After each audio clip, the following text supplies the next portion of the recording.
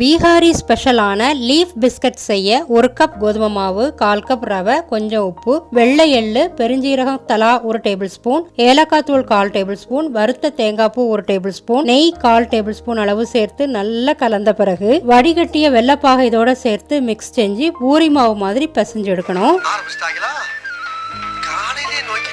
5 நிமிஷத்துக்கு மூடி வைக்கணும். பிறகு கொஞ்சமாக மாவு எடுத்து உருட்டி நம்ம பார்க்குற மாதிரி ட்ரையாங்கிள் ஷேப்புக்கு கொண்டு வந்து ஒரு குச்சியின் மூலமாக ஈஸியாக லீஃப் டிசைன் செஞ்சிடலாம். குட்டீஸ்கள் இதை விரும்பி செய்வாங்க.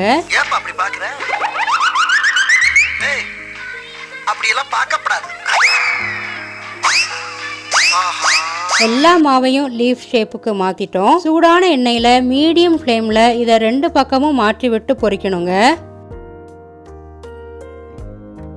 பிரவுன் கலர் வந்த உடனே எடுத்துடலாம். மொறுமொறுவான இலை பிஸ்கட் தயார்.